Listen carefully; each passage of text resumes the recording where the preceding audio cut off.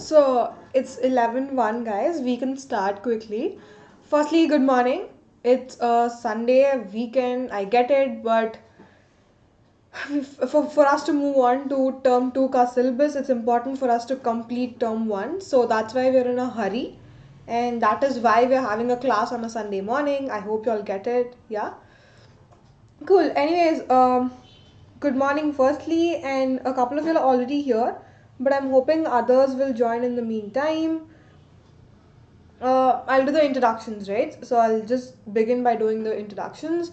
So firstly, we have already done two parts of this chapter, which is titled as An Empire Across Three Continents, which basically focuses on the Roman Empire, right? So this is the third part, and we still have another part to go though, which we will do on Tuesday, right? So yeah, briefly a little bit about me. My name is Nikitha, as most of you all know, and I'm the history educator here at Unacademy Scholars channel, and I take classes for both standard 11th and 12th. And as far as my educational qualifications are concerned, I have recently graduated from Ashoka University with a bachelor's degree, with a major in history and a minor in political science. So that's a little bit about me. Uh, Cool, Namit is here. Hi Namit, good morning. Good to see you back after so long.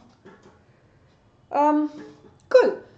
So we'll quickly move on to talking about Unacademy's plus subscriptions and features. So here there are a number of features, and some of them include staying at your own houses and learning live from top educators of India, and all of these courses are available on one single platform. And there's unlimited access to all the courses. There are regular doubt clearing sessions, answer writing sessions. Along with that, there's also exhaustive coverage of syllabus, mentorship and guidance is provided, study materials are provided which you can access in the form of PDF.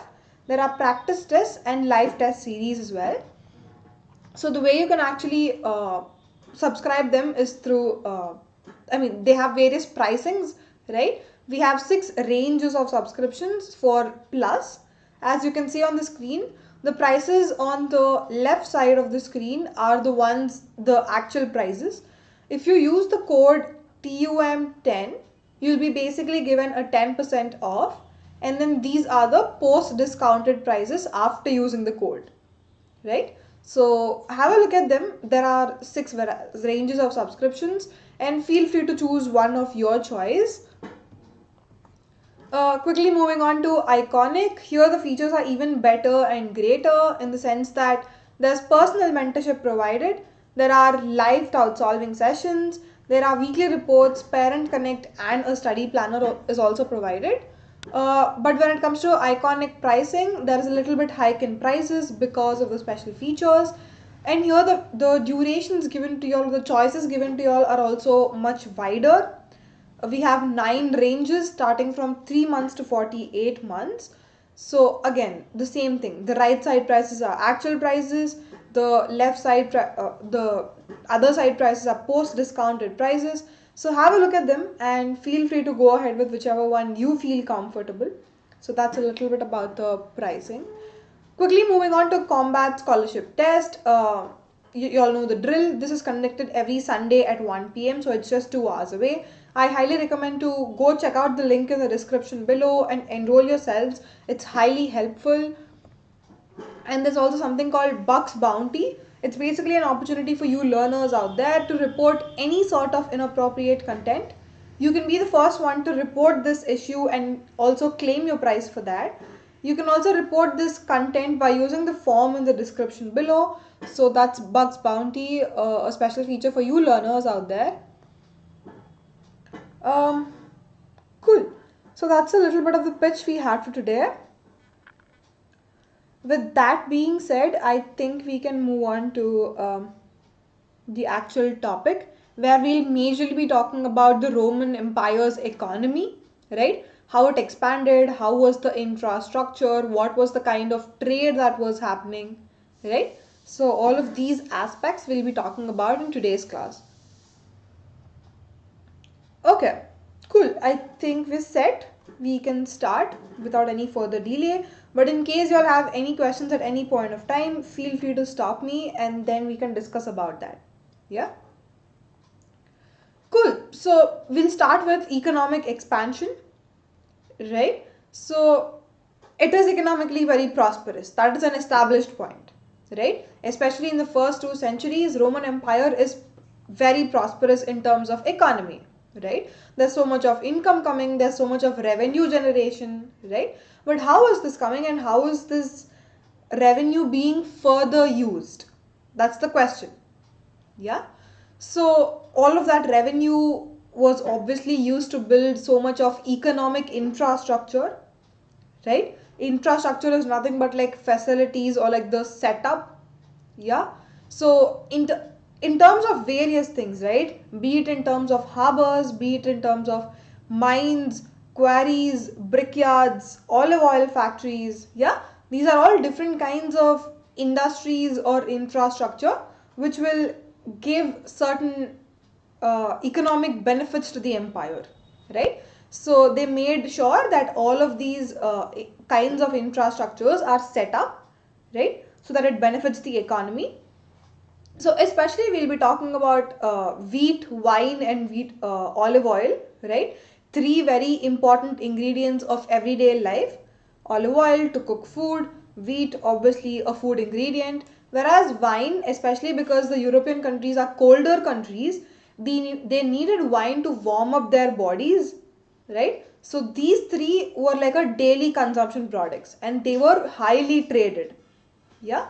So they were traded and in fact even consumed in huge quantities, right? So but it's kind of difficult for the Roman Empire to grow all of these, yeah, to grow wine, olive oil and wheat. So in some sense they are imported from other regions, right? So what are these regions that were actually rich for growing wheat, olive oil and wine? Number one, it's Spain, right? Major exporter. Number two, it's Gallic provinces, present day France area, right? And then there's North Africa, Egypt, and to a certain extent also Italy, right? From all of these places, wheat, wine, and olive oil were imported into the Roman Empire, right? Because in the Roman Empire, because of the cold climatic conditions, they were not able to grow all of these crops. But in these particular areas, the conditions were best suited for the growth of these crops, right? So that's how the importing happened. And yeah, right, like if wheat though is a solid material, it's a solid crop. So even if you pack it in any sort of container, it's okay. It won't be damaged or it won't be ruined or something like that. But when it comes to liquids like wine and olive oil, very feeble, right? While transporting, if there is a small mistake also, there is high scope that they'll spill off the containers or they'll be ruined or something like that, right? So it's very very important for liquids like wine and olive oil to be transported very carefully, right? So in order to transport these liquid materials, they have special containers called amphorae. Yeah, the spelling is here, it's AMPHORAE, very very important, right? So these containers called as amphoraes were used to carry liquids like wine and olive oil, right? So these fragments and shards of a very large number of these survive. Like even if you go to the present day, like Roman Empire, which was back then in the modern day Europe, while the excavations are being conducted or while archaeologists were carrying out their own work, they have found several fragments and several shards of very large number of these. Again, what are shards? Shards are nothing but broken pieces of the amphorae, right? Which are available to us as archaeological materials, right? So these do survive. And just to give you a rough estimate as to how many of these were used, if you go to this one particular place called Testaccio, which is in Rome today, right? Only in that particular place itself, you will find almost 50 million vessels. That is a lot. Yeah.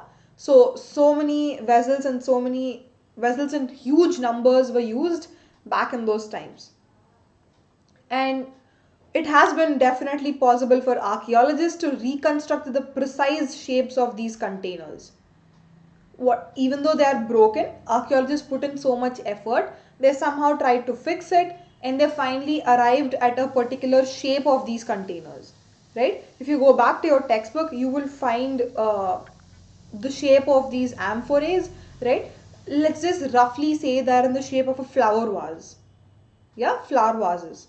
So that's how the shapes of these containers are.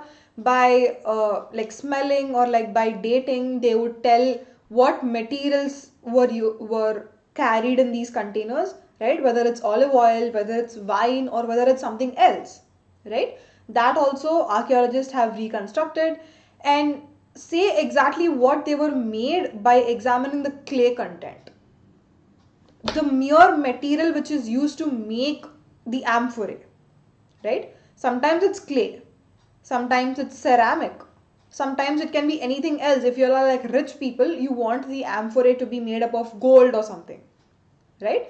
So the archaeologists have able to reconstruct what material has been used to make this amphorae, right? So basically we have so much information about amphorae. Yeah, so that's a little bit about the containers.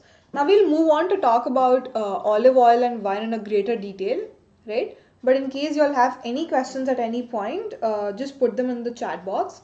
We can talk about that first. Okay. So because archaeologists know so much, because they have examined so much, we can say with so much confidence that Spanish olive oil was a vast commercial enterprise that reached its peak in the years 140 to 160. Just remember this one thing: Spanish olive oil coming from Spain, right? Huge market for that. It had so much of quality, it was much cheaper than the olive oil from other regions, right? So that is the reason it had huge markets throughout the Roman Empire. It almost reached its commercial enterprise peak in these 20 years, right? It was just raining. Yeah. So this particular Spanish olive oil of this period of these 20 years was mainly carried in a container called Dressel 20. Again, it's something like amphorae only, but like within amphorae also you have so many types, so many different, probably depending on what material it is made up of, probably depending on the shape or size. There are different varieties within the amphorae, right? So these Spanish olive oils were carried using a particular type of a container called as Dressel 20. Again, back in those times, these containers never had names. But for us to differentiate between them in the 21st century and 20th centuries, historians and archaeologists have given these the names. And why in particular Dressel 20? Because Dressel is the name of the archaeologist who first discovered this information, right? So to honor him, to give him due credits and respect, they named this container as Dressel 20 after the archaeologist's name, right? So that's Spanish olive oil, Dressel 20. And if finds of Dressel 20 are widely scattered across the sites in the Mediterranean, right? What does that mean? You can literally find Dressel 20 materials everywhere throughout the Mediterranean region. This basically suggests us that Spanish olive oil circulated very, very widely indeed. The mere fact that you're able to find Dressel 20 pots or amphorae in different parts of Mediterranean, that means that olive oil from Spain was sent to all of these regions where the Dressel 20 are found, right? It was widely circulated. And by using such evidence, which is basically the remains of amphorae, yeah, and also we do have information about where these amphorae materials were distributed, right? Like where they were exported and imported, right? by looking at those kinds of information and marks or evidences, archaeologists were able to present a particular data set that Spanish producers succeeded in capturing markets for olive oil from their Italian counterparts. See, it's not just Spanish people who were trading in olive oil. Some other group of people were also trading in olive oil, for example, Italian people, right? But by examining all of these amphorae and distribution of maps, archaeologists came to a conclusion that Spanish producers were actually much wealthier, they were richer, and also successful in capturing the markets for these olive oils when compared to the Italian group, right? So in the race between Italian and Spanish producers for olive oil, Spanish people succeeded, right? So that's the mere point. Okay, but there has to be some reason, right, as to why Spanish people succeeded than their Italian counterparts. One thing which can be attributed to that is because they provided a better quality oil, for sure, right? And that too at lower prices, which is obviously what the customers want, what the consumers want, right? So better quality products at lower prices is exactly what wins you the market, right? So that's exactly what happened for Spanish producers. So in other words, like whatever we've learned till now, in other words, what we can say is the big landowners from different regions competed with each other for control of the main markets for the goods they produced. Obviously, right, you have money, therefore you will compete in the market. But like at the end, who will succeed depends on what the consumers like. So in this case, Spanish people were successful when compared to their Italian counterparts, right? But there was always so much of competition happening within the market. Yeah. So any questions till here, guys?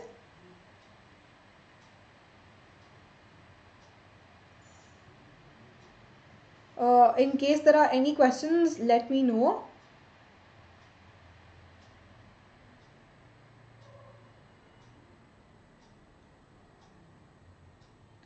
Okay, I think I'll go ahead.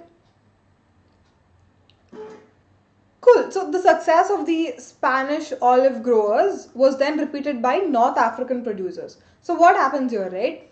Only for like 20 years, Spanish people were dominating. From 140 to 160 CE, for these particular 20 years, Spanish producers were very, very successful, right? But eventually they also saw their downfall. Some other group replaced these Spanish producers, right? And who are they this time? They were mainly the North African producers, right? So North African people are now more dominant than the Spanish producers. So especially when did this happen? In the 3rd and 4th centuries, right? For almost 2 centuries, North African producers dominated the scene. And later what happened, after the 4th century was also over, once you stepped into the 5th century, North African people were also replaced by the people of the East. Yeah. So in the 5th and 6th centuries, people of the East, especially people of the Aegean, Turkey, Syria, Palestine, yeah, producers from these particular regions, they became major exporters of wine and olive oil. Right? So now North Africa also saw a downfall. So the series of domination, right? First it was Spanish people, then there were North African producers in the 3rd and 4th centuries, and in the 5th and 6th centuries the scene was dominated by the East people, right? Like Eastern people. So all of this is in relation to the capturing of markets for olive oil to a major extent, and to wine to a certain extent, right? So behind these broad movements, the prosperity of individual regions rose and fell. Yeah, there was ups and downs for every region, and it almost depended on how effectively they could capture the markets, or they could organize the production, or how well they are able to transport goods from one place to another on time, and also it depends on the quality of goods and the prices of the goods, right? Depending on all of these factors, at some points some region have excelled, at other points another region have excelled or succeeded, right? So that's olive oil and wine. So till here, any questions, guys? Because we're done with olive oil and wine, we'll be moving on to talking about something else.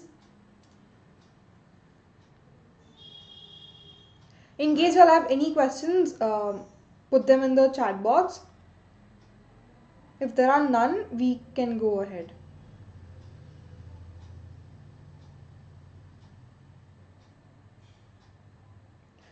Okay. We'll move. So here, the Roman Empire is not just famous for its trade. Yeah, definitely imports and exports were happening, which is the one important factor of Roman Empire.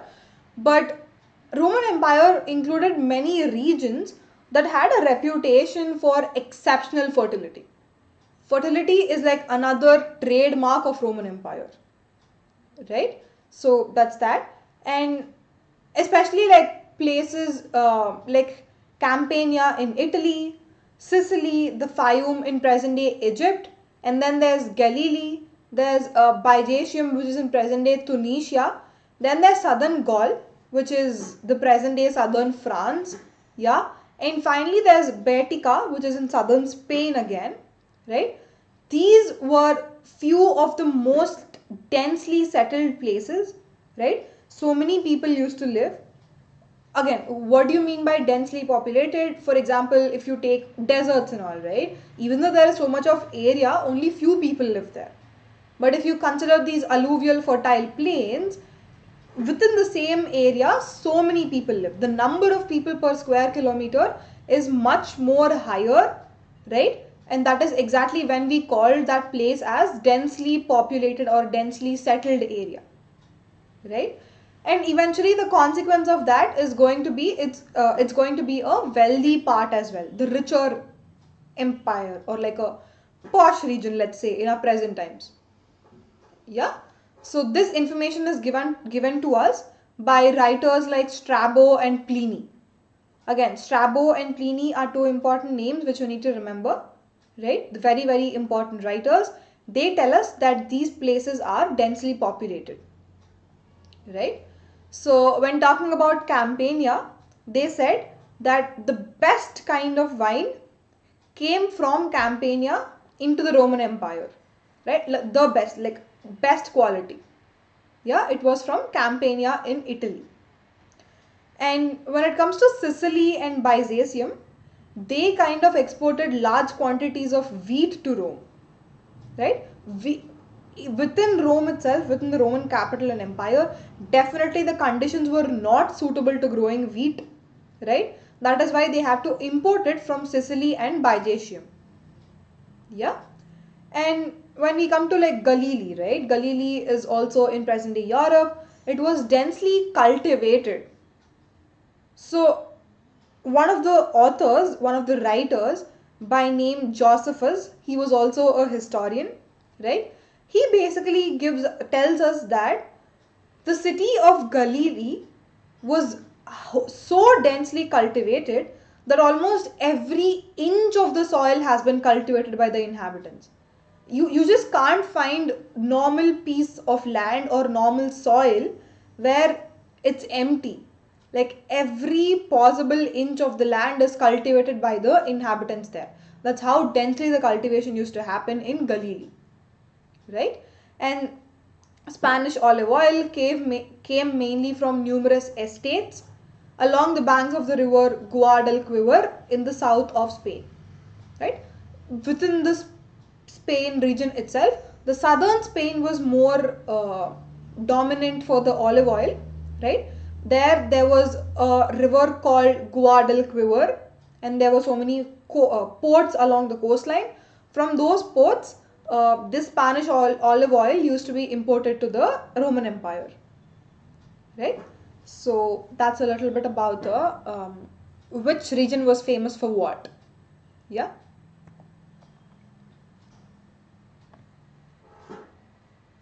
Okay. So till now we've only been talking about so much of prosperity, so much of uh, growth, wealthy regions, like richer regions, right? But there's also a different picture to it, right? Because on the flip side, we also see that large expanses of the Roman territory are still in a lesser advanced state. Matlab, they're not developed so much. Yeah, they're still underdeveloped or like developing. Yeah, so that kind of regions are also present in the Roman Empire. We'll have a look at some of them. Yeah, for example, transhumans was widely spread in the countryside of Numidia. Again, Numidia is an older name. In modern times, this Numidia is called as Algeria, right? So within the rural areas of Algeria, transhumans was widely practiced. Again, transhumans is nothing but the movement of people along with their cattle from one place to another, because the cattle needed food and fodder, right? So in order for the cattle to be alive, in order to graze their cattle, these people move from one place to another. Basically, they are nomadic communities, right? So these pastoral and semi-nomadic communities were often on the move. Yeah, they just moved from one place to another, and while moving, they made it a point to carry their own houses or their own small huts, which are in the form of an oven, right? So something like camps, right? Let's say in the modern times, let's equate them to camps. So these were also carried along with them while they are moving from one place to another, right? So those are pastoral and semi-nomadic communities. And as Roman estates expanded in the North Africa, right? Um, Eventually the Roman estates started expanding, right? So once they entered North Africa, the pastures of these communities were drastically reduced and their movement was more tightly regulated, right? What does this mean? Again, the pastoral communities actually started settling down. Now they are turning from semi-nomadic communities into actual settlers. Yeah, so that kind of shift was there in the North African regions, especially when the Roman estates expanded, right? Okay, Vashu, I'm sorry, unfortunately I can't. These sessions are going to be only in English, Vashu. So, yeah. But like in case you can't understand anything when I'm speaking in English, just stop me there and probably ask me to explain it again. I'll probably break it down for you. Yeah.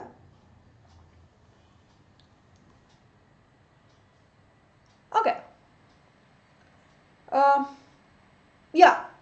From the semi-nomadic settlements, these people were slowly turning into settled cultivators or settled pastoralists, right?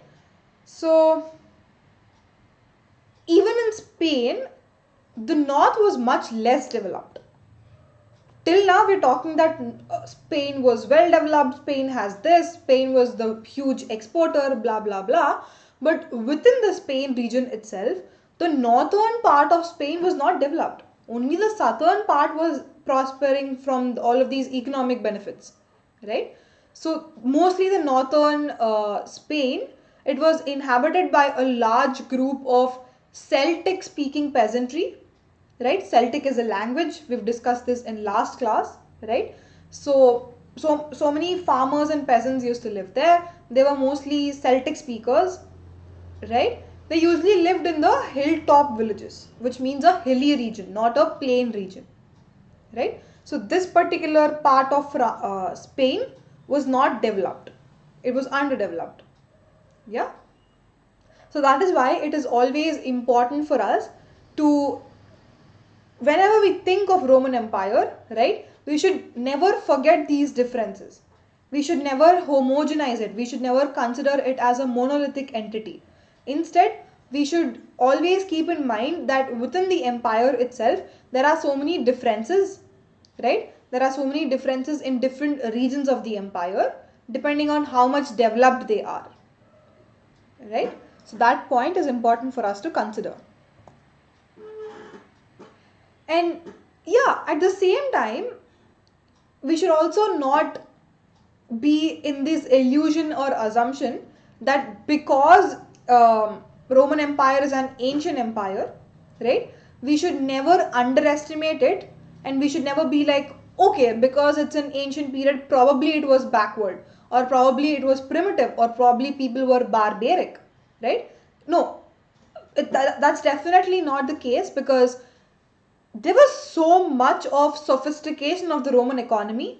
Yeah, sometimes when you look at all of them, we won't even believe that, oh my god, in ancient empires so much of economic sophistication was there, right? We look at some of those features and then we'll be able to understand why the Roman Empire is not a backward or a primitive empire, right? So focus on this particular paragraph for a minute. We'll basically come to understand what kinds of economic activities were happening, right? So diversified applications of water power around the Mediterranean.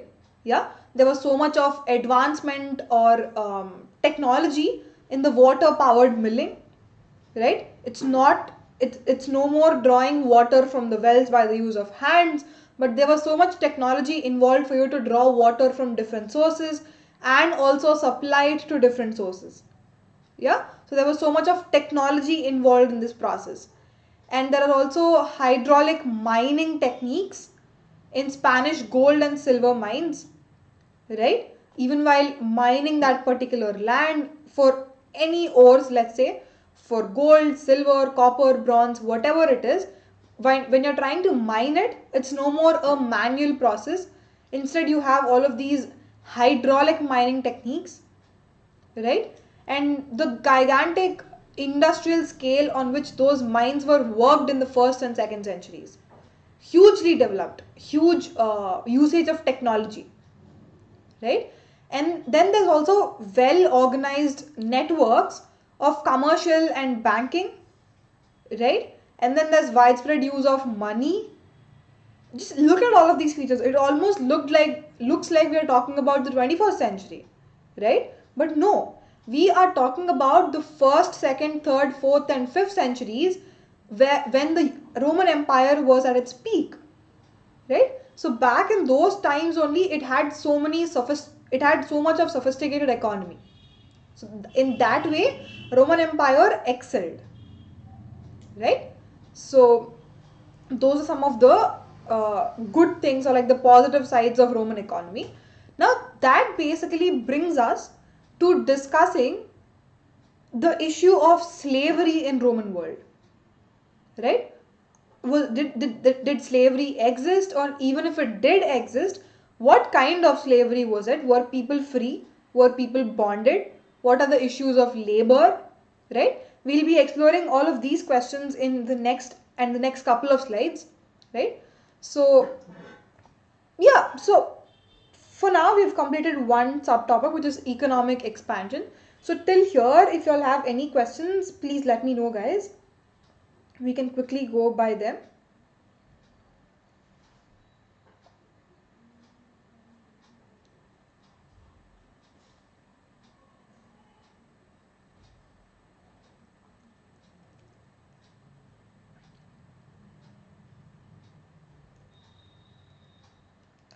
Okay, I don't think there are any questions. Then I can go ahead. Okay, so the next sub-theme in your textbook is titled as controlling workers, right? So under controlling workers, we'll be majorly talking about the kind of slavery that existed. It definitely did exist, very horribly, very terribly, right? So we'll talk about the institution of slavery in the next couple of slides, right?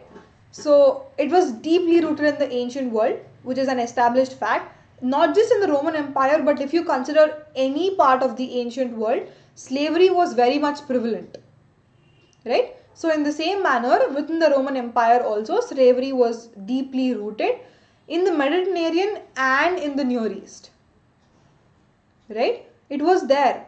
And then finally Christianity came up. Christianity started spreading to so many other regions of the European countries in the 1st and 2nd centuries, right? So even when Christianity was spreading, even when there's so many people started converting to Christianity, especially in the 4th century when it was established as a state religion, right? Even then, there was no change in the institution of slavery, right? Usually what Christianity or what Bible says is you have to treat people equally, you should never humiliate others, like this institution of slavery should not exist, right? But that doesn't matter. People are still Christians, but they still followed the institution of slavery, right? So slavery was very much deep rooted. Yeah. So that brings us to the next point. It does not follow that the bulk of the labor in the Roman economy was performed by slaves. Like whatever works have to be done, right? Public works especially, like building of churches, building of different structures and monuments, building of roads, all of that public infrastructure was majorly done by slaves. Sometimes they were not even like paid, they were not even like given enough wages. It was like a free labor, bonded labor, right? And that may have been true of large parts of Italy in the Republican period, right? Before the Roman Empire was established. But under Augustus, there was still 3 million slaves in a total Italian population of 7.5 million. Just imagine, out of 7.5 million people living, almost half of the population are slaves. That is like horrible, right? That's a terrible situation. Half of the people are slaves, especially during Augustus period, right? The first king of the Roman Empire. But it was no longer true of the empire as a whole. But as time passed by, or if you like drift away from the center or the capital city, you might not find half of the population as slaves, but still there are considerable number of slaves, right? So that has been the case in the initial days of Roman Empire. And to a certain extent, like people have seen that slaves as an investment. I don't know, probably they thought slaves were a commodity or slaves were not humans. For some reason, these richer people considered slaves as an investment, right? At least one Roman agricultural writer advised landowners against using them. There were so many writers back in those days who used to write about different things, right? So writing about Roman agriculture was one such genre, and there were so many writers who used to write exclusively about Roman agriculture, right? They suggested or they advised that all of these richer peasants and landowners should not use slaves, right? Because in some way they are degrading the slaves. It's not good. You are not treating them properly. That's why they advised against using these slaves. But I don't think they would have listened, right? There was still continuity in the usage of slaves. And in fact, like even these considerations made by the authors, it was not out of sympathy. They were not very sympathetic towards the slaves' condition, but definitely there was some kind of hardcore economic calculation behind taking these decisions, right? So it was always, whatever decisions were being taken, it was always motivated by their own greedy calculations, especially economic calculations, right? So on one hand, if the Roman upper classes were often brutal towards the slaves, right? Because they had money, they can do whatever they want. Whoever is wealthier, they obviously have so much of authority and power. So they are trying to dominate these slaves. They are being very brutal towards the slaves, right? Especially this is the case with the upper classes, wealthier classes. But like ordinary people, sometimes they were also like that, but sometimes they showed some compassion towards the slaves, some kindness, Yeah. So we look at one such incident, yeah, which one historian talks about in the reign of Nero. Nero is another important Roman king, right? Very famous. So under his rule, when he was ruling, this particular historian talks about one particular incident, right? So as warfare became less widespread with the establishment of peace in the first century, right, the supply of slaves tended to decline, and the users of slave labor thus had to either to slave breeding or cheap substitutes such as wage labor. Again, what does this mean?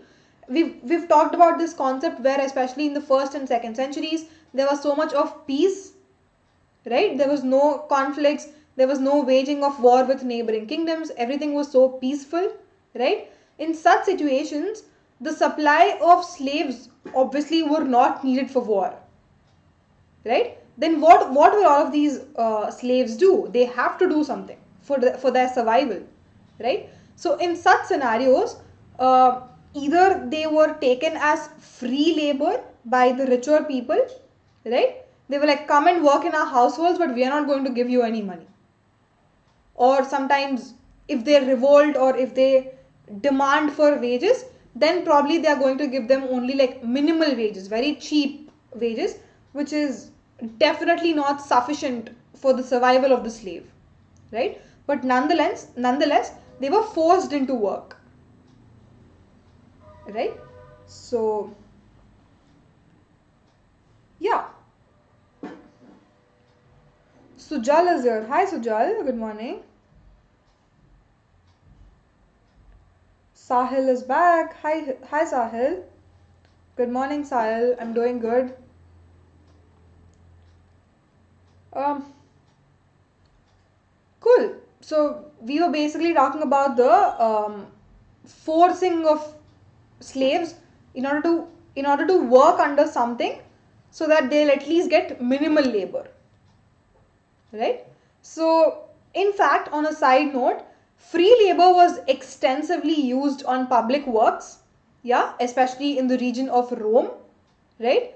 Precisely because an extensive use of slave labor would have been too expensive. Again, there's a distinction here. There's something called as free labor, there's something else called as slave labor, right? Free labor matlab you need not pay anything. You can just force the person to work for you, yeah, but you do not have to give anything in return. You need not give any salaries or wages, right? But if it comes to slave labor, it is somewhat expensive because you at least have to give them minimum wages, right? So remember that distinction between free labor and slave labor, right? Very crucial. Okay, so again, just to yes, Sahil, obviously you can. Just stay back if you want to and keep listening. That's not a problem, Sahil. Okay, so unlike hired workers, yeah, like who are hired on a particular contract basis and they have to be paid enough salaries, right? But they never like stayed back in the owner's place. They came to the owner's place, they worked and they went back to their own houses because they had their own families, right? But unlike these hired workers, there was these slaves who had to be fed and maintained throughout the year. These are slaves, they don't have anywhere to go, they don't have their own houses, so obviously they stayed back in the owner's house, which means their accommodation, their food throughout the day, like 3 meals a day, everything has to be looked after by the owner, which is a burden for the owner, right? Because why will the owner look after the livelihood of the slaves, right? So that obviously is so much of cost involved in maintaining these slaves, right? So because there's so much of cost involved, we do not see a wide use of slaves, especially in the agricultural sector in the later periods, right? People started avoiding these slaves because there's so much of expenses to maintain the slaves, right? At least in the eastern provinces this was the case. They are slowly starting to avoid these slaves, right? So that's slaves. But on the other hand, we also have some other category called freedmen, right, who were also slaves at one point of time, but they were basically given freedom by their master after working for a couple of years, right? So these freed were basically set free by their masters. So once they are free, right, they're given enough salaries because now they're free, right? They have their own family to feed, yeah. But they were made to work as some kind of business managers, right? Even though they are not required in large numbers, once they are set free, they were made to work as business managers, yeah. And masters often gave their slaves or freedmen capital to run their own businesses. That much of freedom though these freedmen had. They had that authority to go and ask the master for some kind of loan or for some kind of money capital, right? So that they can establish their own business, be it a small shop, be it some like small business, right? You need investment for it. So you can go to your master and ask for certain loan or something to establish your own business. Yeah, so that's that. And the Roman agricultural writers paid a great deal of attention to the management of labor. Their main focus was labor. Their main focus was the institution of slavery, how they were treated, right? So that kind of all of these details were noted down by these Roman agricultural writers, and that's how we have a lot of information about them. Yeah. Okay, cool. Ayushi is back with us. Good evening, Ayushi.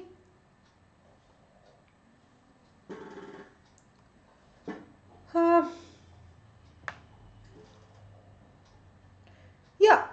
So, as we were talking, there were a great deal of Roman agricultural writers, right? So, a person by name Columella, again, the pronunciation might differ, Columella, Columela, yeah, whatever the pronunciation of this person is, the spelling is here. So, he was basically a first century writer who majorly focused on the agricultural and labor, right? So this Columella, who came from the south of Spain, right, originally hailing from southern Spain, he recommended that landowners should keep a reserve stock of implements and tools, right? Again, like what is the situation here? So, there are slaves available all the time, there's labor available all the time, but in case for some worst case scenarios, if the labor is not readily available, it is highly advisable for these landowners to maintain a extra stock of implements and tools, almost twice as much as they needed, because in times where labor is not available, then these tools will become handy. Then it will not cost them a lot. There will not be so much of expenses, right? So that is why Columella advised the rich landowners to keep a stock of these implements and tools, right? And there was a general presumption among employers that without supervision, no work would ever get done. Like supervision is a very, very crucial factor when it comes to the Roman Empire labor, right? If somebody is doing a particular work, definitely that work is supervised by a supervisor, right? Be it like free workers, be it slaves, whoever is carrying out that work, all of them were supervised, right? And it's difficult to like go to each and every individual person and supervise their work, because workers are many and supervisors are less in number. So that is why these slaves or free workers, they are made to groups, they are made into groups, they are made to organize into smaller gangs, right, of almost 10 people in a group. Yeah, so if there are 10 people in a group and there's one supervisor, then it is very easy for the supervisor to supervise the work of these 10 people. You don't even have to put in a lot of effort, because they're working in groups. You'll get to assess the scenario very well. It's a most effective job, right? So this basically tells us that there's a detailed consideration of the management of labor. They're very well supervised all the time, right? So That's the part about supervision. Any questions still here, guys?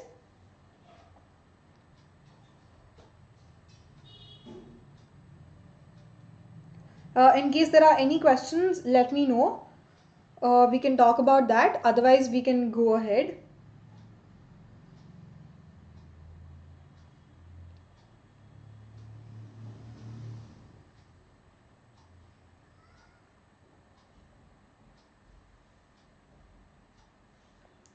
Ayushi, okay, cool. Regarding the map-based questions for term 1, again, it depends, Ayushi, because honestly speaking, these are not boards, right? So, in your particular school, if your teacher wants to include map pointing, then you have to study. So, just like go and ask your school teacher, right? She'll be able to better explain it to you, because it depends on your school syllabus, right? It's not a board thing or like a CBSE thing anymore for 11th standard students, right?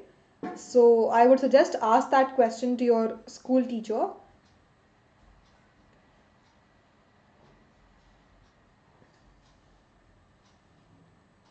Okay, it's basically related to Roman Empire, Sahil.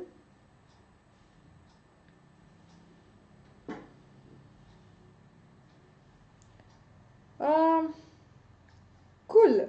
Sahil has a question. Criteria for humanity students. How do I get admission in the Delhi University? Very simple, Sahil. There's nothing that the Delhi University is going to consider. It's just your 12th board's marks, right?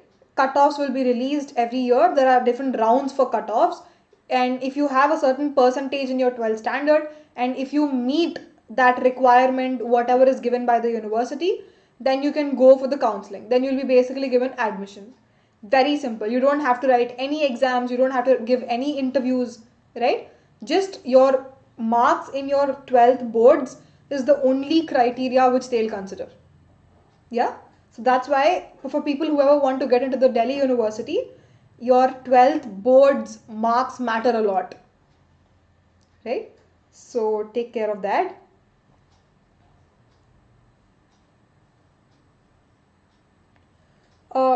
CU set again, I mean, it does exist, Ayushi, but not to a greater extent, because at least 90% of the people who get into DU are majorly, they do not write any sort of CU set or something. They do not attempt any of these exams, but they just get into the university solely based on their 12th marks. Yeah. So even if it is there, it's not given much weightage. Yeah. Uh, Not really, Sahil. They are trying to implement that writing exams and stuff, but they haven't done it yet. Even this year, for the 2021 intake, still the mark system was only followed, the percentage system of your 12th boards. That has been in the news that they wanted to implement a written system, like a written exam system, but that hasn't been done yet, Sahil. Uh, cool. That said, I think we can move ahead. Okay.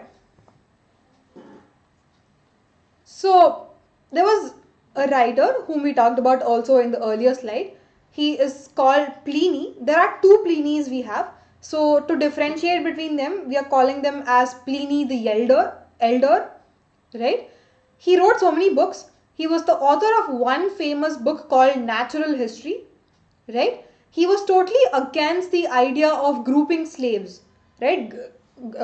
Organizing the slaves into groups of 10 people. He was like, he criticized that method so much. He also says that it is the worst method of organizing production, because mainly because slaves who worked in gangs were usually chained together by their feet. According to him, that was brutal, number one. And even if you do that, the workers won't be able to perform their job very effectively. That is why it is not a good idea, says Pliny the Elder. Right? So all of these activities, if you're a third person looking from the outside of the system, they might look very draconian. Draconian is like brutal or like very harsh. Yeah, these are in fact harsh. But we should remember that most factories in the world today also, like even in the 21st century, there's still that kind of labor existing. There are same similar sort of principles of labor controlling. Laborers do not have freedoms. There is still slave labor who are not paid enough wages, right? That problem still exists in the 21st century world, right?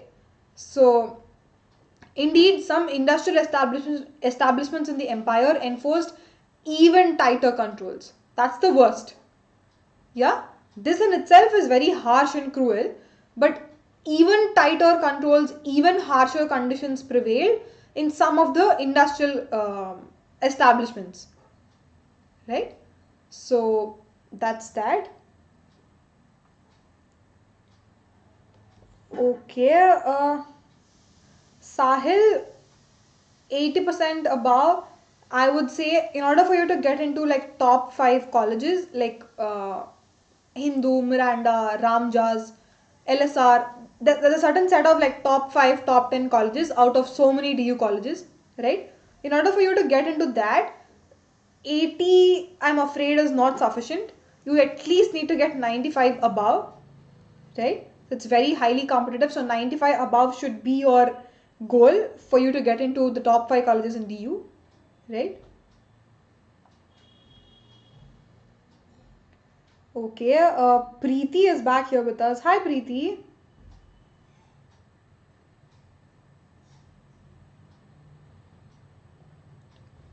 Okay, we'll quickly move on. So, the same person, the elder Pliny, he often described conditions in the frankincense factories of Alexandria, where he tells us no amount of supervision seemed to suffice. Again, what are frankincense factories? Frankincense is one such material which is used in perfumes or agarbattis, which give us basically that good smell, right? So those are called as frankincense factories. So elder Pliny, he talks about the conditions in one of that factories in Alexandria, right? He says that even though there was a lot of supervision, the officers or the officials thought that was not enough, that was not sufficient, they needed even more, right? That's like just destroying the environment of the workers.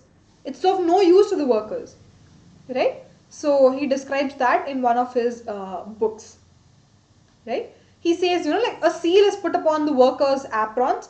Aprons, again, as you know, are some kind of cloth you wear on your actual dress, right? For example, cooks wear aprons, right?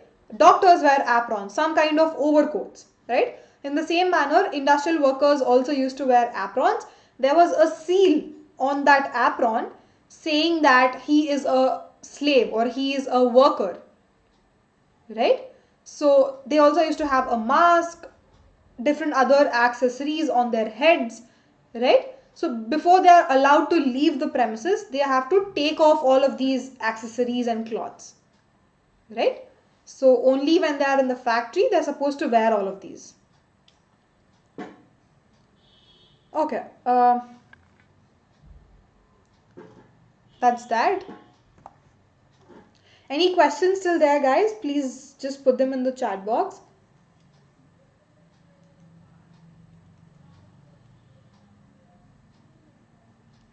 Ma'am, can you give important notes? Yes, Preeti, we could do that, or probably we can give it in the form of some sort of MCQs. Okay.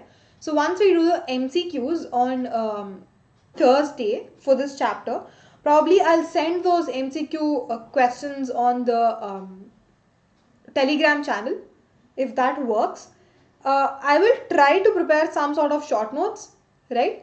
And if I can come up with something, I'll probably share that in the Telegram channel. Yeah. 12th also, ma'am, says Sahil. Cool. We can figure this out, Sahil. If I can come up with some notes, definitely I'll post it in the Telegram group. Okay. So, nextly, we'll talk about agricultural labor, right? They must have been fatiguing or disliked for a famous edict of the early 3rd century refers to Egyptian peasants deserting their villages. So what do we see here? In some of the books, one of the author tells that all of these Egyptian peasants living in a particular village, they are so tired, they are so vexed up working in all of these agricultural works because they're not being paid enough. See, you will work only if there's some kind of salary for you in return. But if there's no salary, why will you work?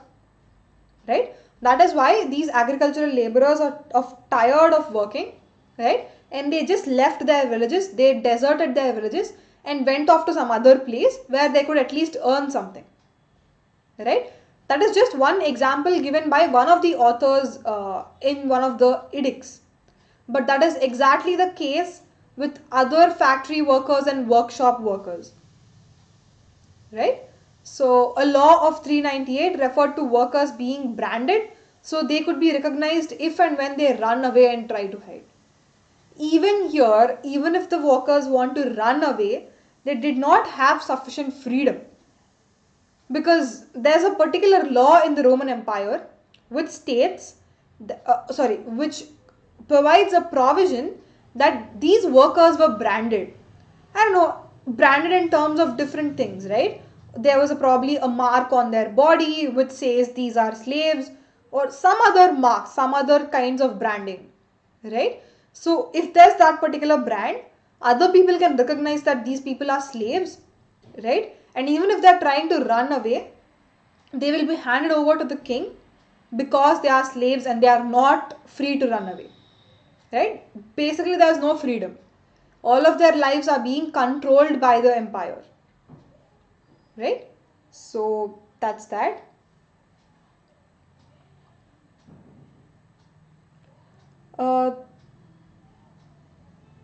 Trisha, regarding the short notes for standard 11, if you can tell me like which particular chapters you need the short notes for, probably I can look at that and provide you that. Because for most of y'all, the 11th mid term 1 exams are over, right?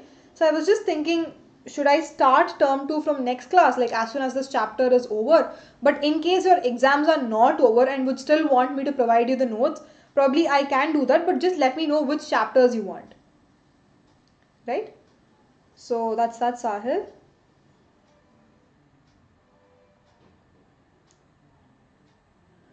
Yes, Sahil, your point noted regarding the PDFs. I can do that. That's not an issue.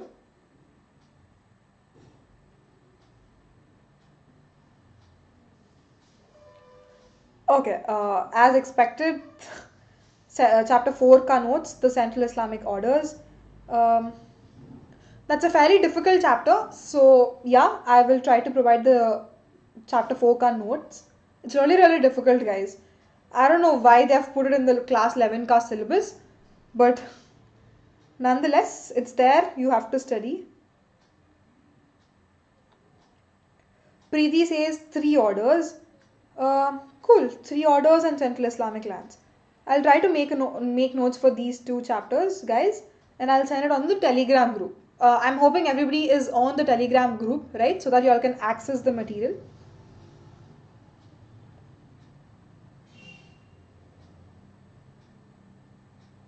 Yes, yes, Trisha will definitely do that. Don't worry about that.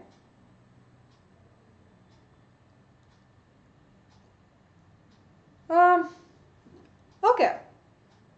So where were we? We'll get back to the topic. We were here, right? So many private employers cast their agreements with workers in the form of debt controls to be able to claim that their employees were in debt for them and thus ensure tighter control over them. Again, how does this whole process work? Yeah, let's say I am a private employer, right? And I'm employing somebody, right? And somehow I'm blackmailing him, I'm pushing him into debt. Yeah, I'm pushing him into debt. So basically, he is bound to work for me. How does this work? One example is, probably I'll give him certain money. He needs a loan. Yeah, let's say he needs some kind of loan.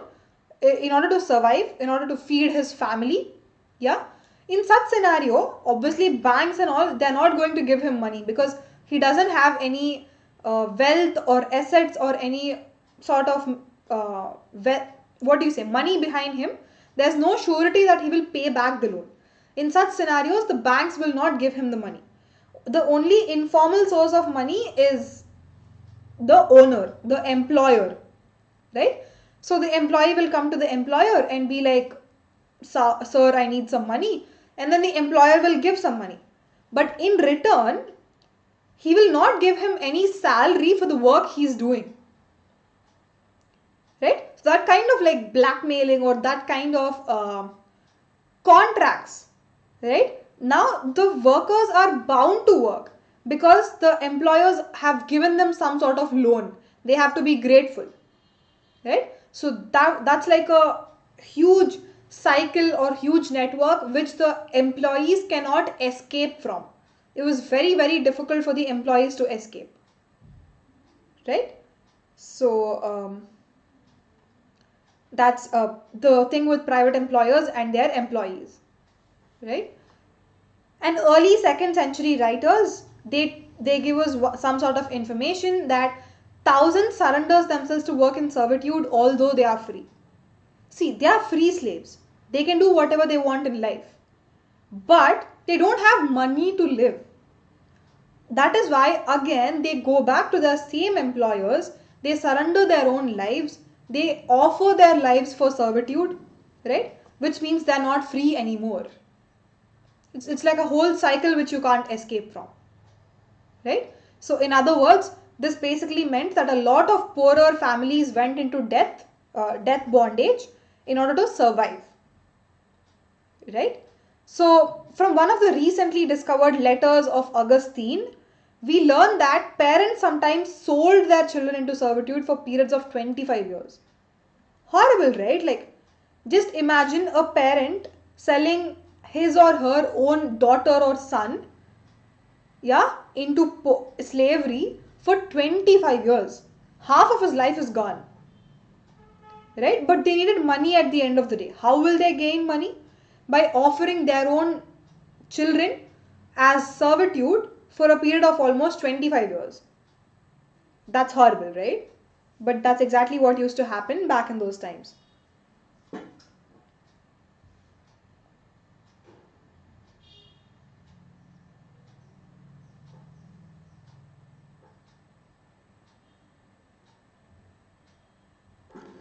Okay,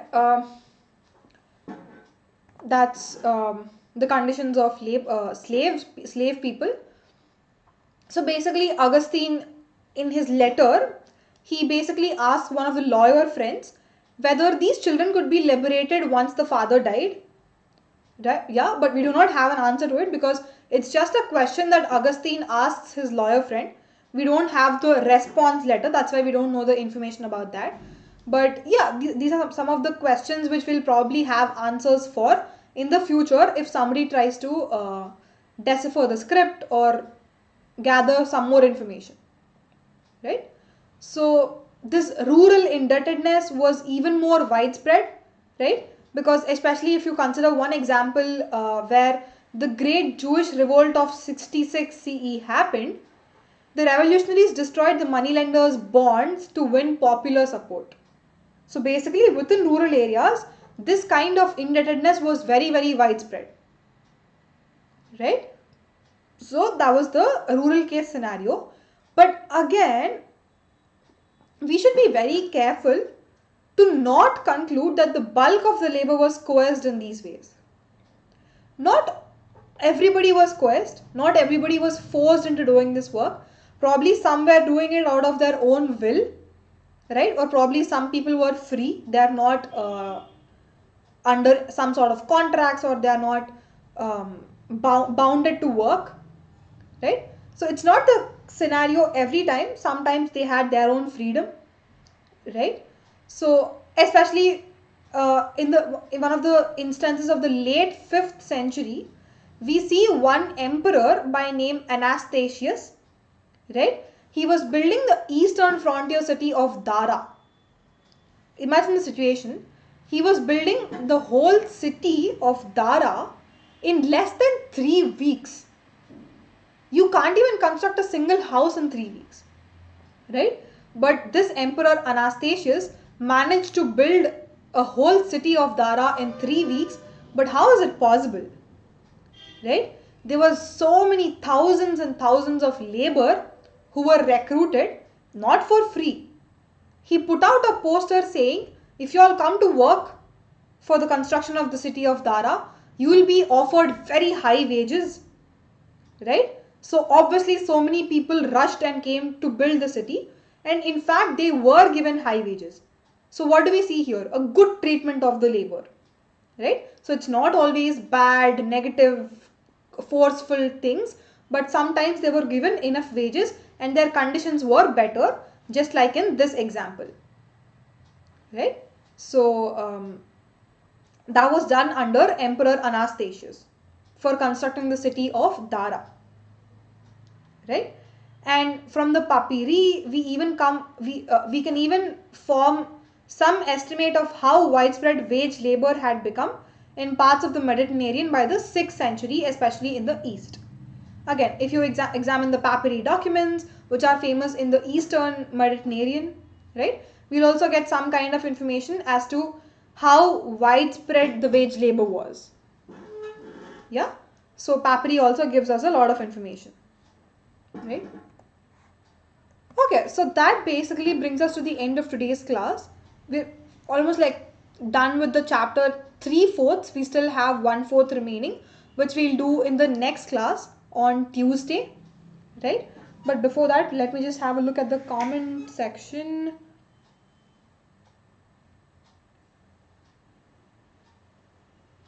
Okay.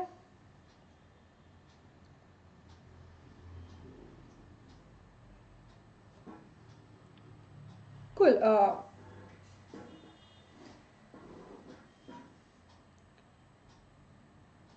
Any questions till here, guys? It was a fairly simple topic today. We mainly focused on the economic part, right? And also how the slaves were treated and stuff. So any questions till here, please let me know in the chat box. Ayushi, I'm from Andhra Pradesh, Ayushi.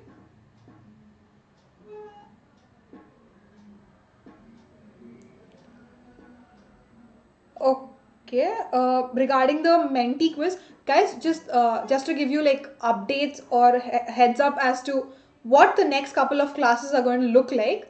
Today is Sunday, right? Monday we don't have a class. On Tuesday we'll be there'll be a part 4 of the same chapter, right? So by Tuesday we'll be finishing this chapter, right? So when we meet on Thursday, we'll be having a Menti quiz on this chapter, which is 11th of November, right? So basically, to answer your question, Ayushi, the quiz is going to be on 11th of November, which is a Thursday, right? So don't worry, I remember you have an exam on 13th, so we'll finish the quiz before that, Ayushi, don't worry. Also guys, just another request, as and when you keep finishing your term ones in your schools, right, like in your school, whenever you finish your term 1 exams, please just notify, just put in the chat box saying your exam is over or your exam is on so and so date, right, so that we'll have a rough idea as to when we can start the term 2 syllabus, right? So just do that for me. When your exams are over, just let me know.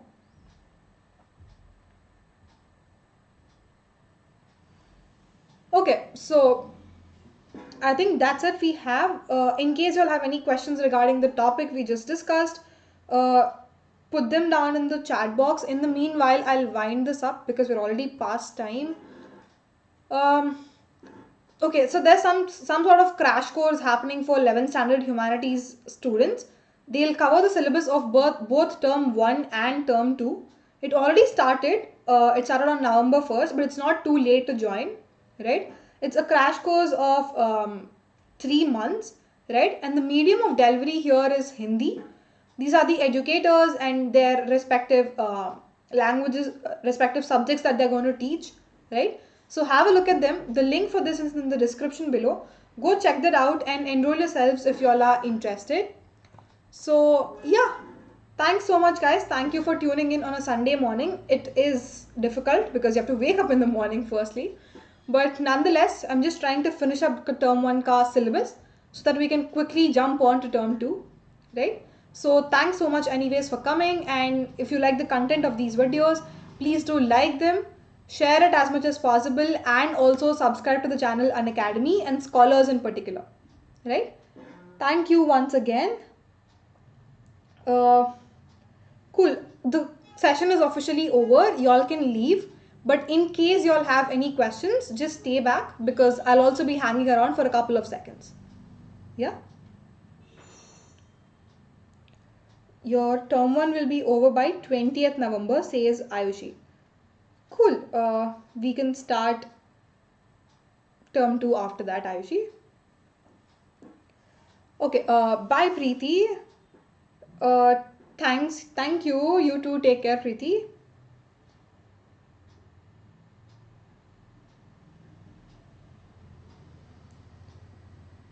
Okay.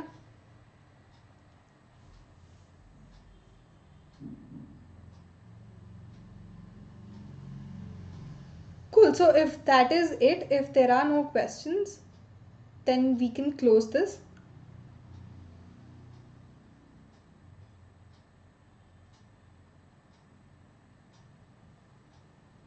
Okay, cool. I think that's it. So as I was mentioning, the next class we have is on Tuesday at 6 in the evening, right? So I'll see you guys then.